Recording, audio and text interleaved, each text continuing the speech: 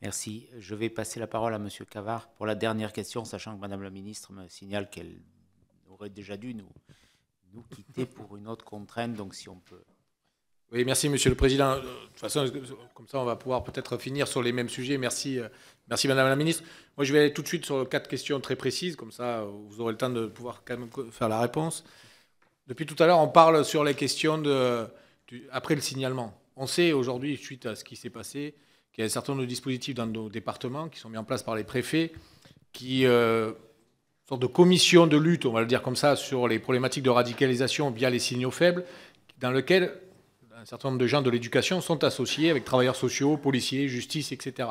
Donc très concrètement, on sait aussi qu'un certain nombre de professions, je suis éducateur moi-même de métier, donc travailleur social, je sais très bien qu'un certain nombre de ces personnels s'inquiètent parfois de leur rôle et leur fonction et ce qu'ils peuvent dire ou pas dire dans le cadre de ces travaux. Donc j'aimerais savoir du côté de l'éducation nationale comment tout ça est traité, qui sont ces gens qui participent à ces commissions, puisque j'imagine que ce sont des gens en responsabilité, et comment se font cette question de signalement et du suivi et du partenariat ensuite, puisque l'enfant, par exemple, ou un jeune, s'il est signalé, je ne vous refais pas l'histoire de l'enfant de 8 ans, etc., parce qu'évidemment, on l'a tous subi, entre guillemets, de cette situation, mais par rapport au suivi qu'il y a ensuite, puisque l'enfant reste scolarisé, même s'il y a un signalement faible ou autre, mais il est travailleur sociaux, vous parlez de la science sociale, mais il n'y a pas que, effectivement, la science sociale, au vu de ces réalités. Donc très concrètement, peut-être pour nous dire comment se fait l'architecture et comment se fait ce suivi. L'autre chose, c'est les REP.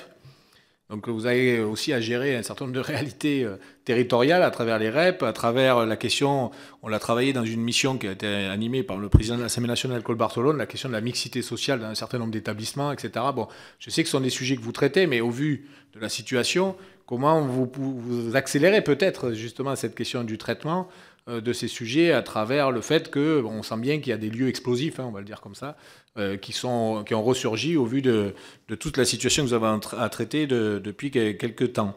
La question aussi sur l'ouverture de l'école vers d'autres professions. Vous avez parlé d'équipes pluridisciplinaires. Là, je vais être très clair. Il y a la question aussi des éducateurs qui sont aujourd'hui sollicités, parfois des clubs de prévention, là où ils existent, des éducateurs via les collectivités territoriales, évidemment, les conseillers départementaux. Et on sait très bien qu'il y a quand même une relation difficile entre l'école et le milieu extérieur, avec un certain nombre de normes aussi, hein, et de réglementations. Il n'intervient pas qui veut dans l'école, comment tout ça... Voilà, comment on va pouvoir envisager peut-être que ce partenariat ait une forme concrète directement dans les établissements et que l'enseignant, qui dit souvent qu'il est enseignant avant tout et pas éducateur au sens éducateur spécialisé, et comment tous ces gens peuvent travailler ensemble de bonne manière dans le cadre d'un établissement. Et puis il y a quelque chose qui m'est cher, vous savez qu'on travaille beaucoup sur la question des réseaux sociaux. Et on se pose quand même la question de l'apprentissage du traitement de l'information des réseaux sociaux à l'école.